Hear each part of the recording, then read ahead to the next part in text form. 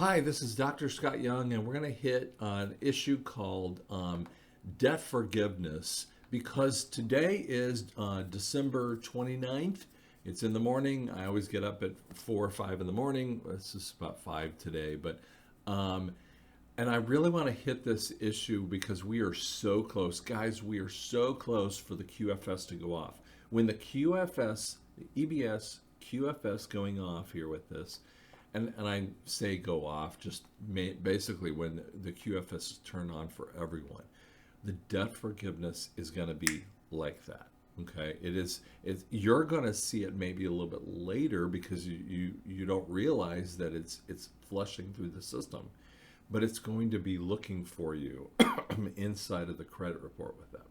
So that's some of the stuff that's going to happen, and it might take a little bit through January before you start realizing what happens. And other people are not going to notice it for a while until they pay their next payment kind of thing. So it's going to mess with them, and they're going to look at the credit reports, and the credit reports are going to have to get updated, and they always get updated a lot later. So don't think that way through in that circumstance. It's pretty dang fast when it gets uploaded. Now, what debts are we talking about and why? So when we talk about debts, I'll give you an example: student loans, home loans, home equity loans.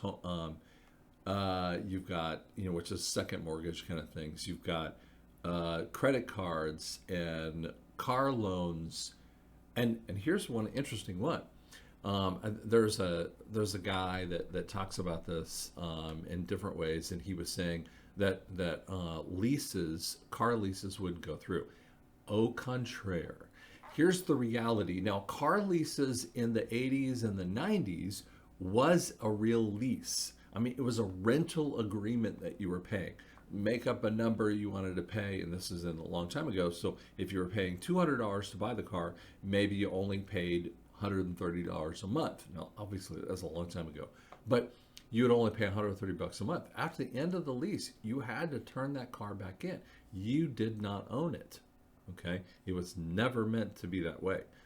So they had a guaranteed car that they could resell in the market with that. That's not how leases are done today.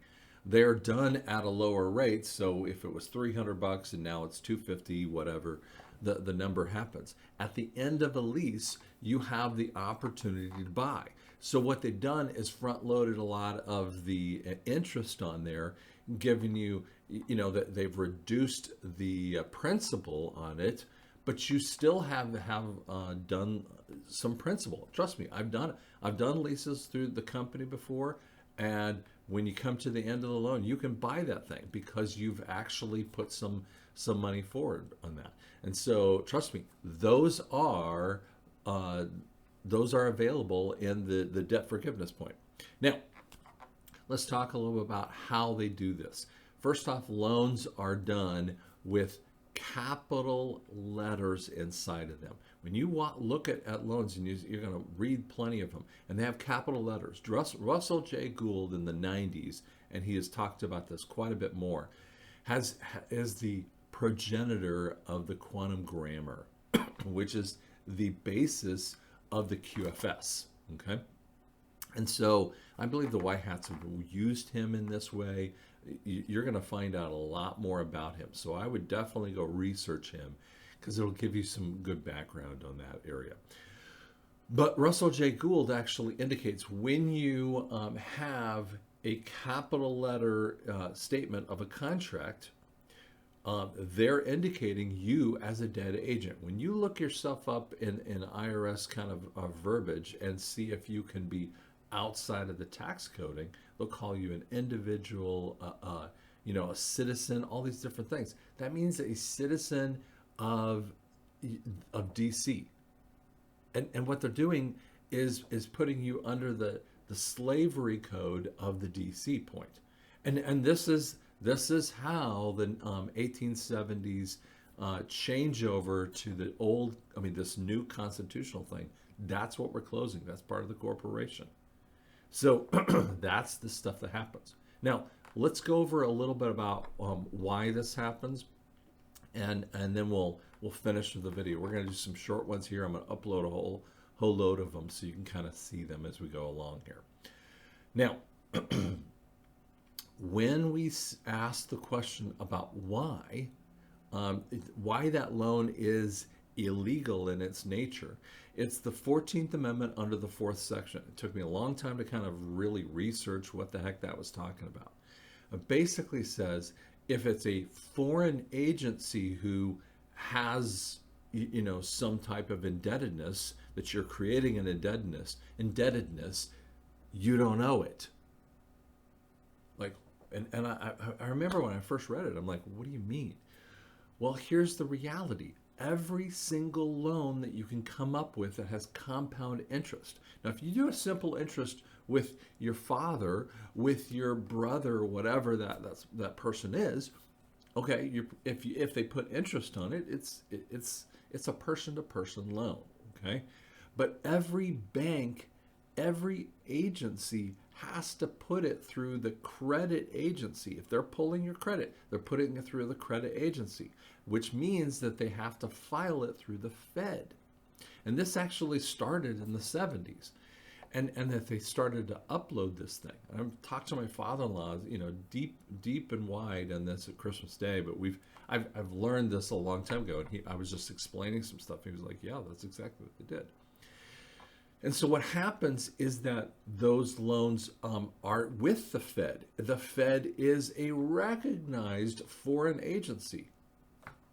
Rockefeller, the Rothschilds, these are central bankers, okay? And they have foreign entities. You don't know that. That legally, by the real Constitution, you do not owe that. Now, most people kind of say, you know, when you listen to other people talk about this, I mean, Dave Ramsey, I love Dave Ramsey, and he'll talk about you need to pay your debts. And I'm like, I understand. Where did you get that? From the educational system. Who created that? The National Education Association. I mean, they're all part of that three-letter agency stuff that you've been indoctrinated in. The media, that Hollywood kind of idea pushed this into you that you owe those debts. And I understand you bought the car, you did the whatever. The reality is you did not understand the contract nature. If they were calling you a debt agent, that it was done by a foreign agency. This is why that is illegal. And if you prove that in a court of law, that it is a foreign agency and you didn't understand the points of the contract, which every single one of them, that's why they do it this way. This is how we're kicking their butts in this circumstance. When you place it under those legal categories,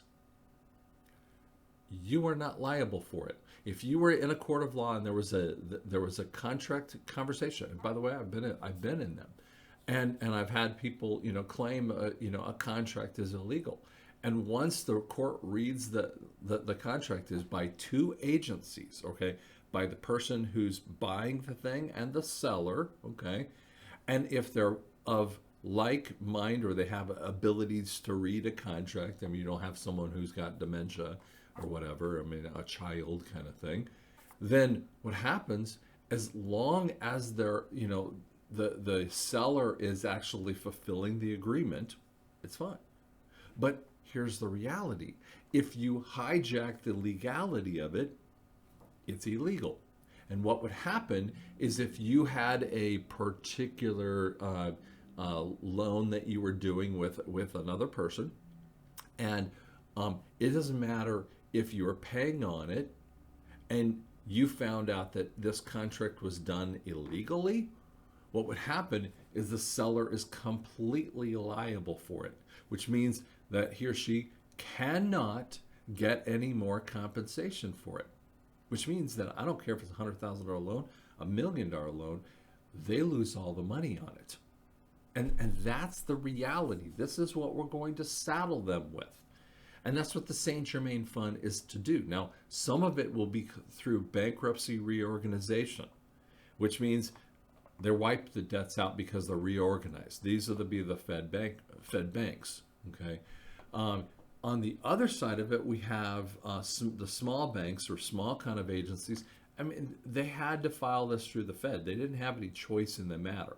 I would say those people get paid back, and this ain't germane fun. But like, listen, if you have bankruptcy or reorganization, and you've done a whole bunch of bad things, but the courts have deemed that you should stay available because it would be a damage to the macro economy, then you don't get any payment back for the loans that you took in, all that other stuff. They're not going to get any. Those big Fed bankers not going to get anything for it. They're just going to have a whole bunch of write-offs that they have to do. And that's what happens in bankruptcy. And this is the brilliance of Trump with this. But the other small banks, they're going to be flushed with cash. And so the system is going to be, you're going to be walking away going, whoa, what happened? And that's part of the quantum financial system. That's the legality. No one's spending any time talking about it, but we need to do that. And that's what I wanted to do for you. So like and subscribe. Please, please share this with your friends. Okay? Thanks so much.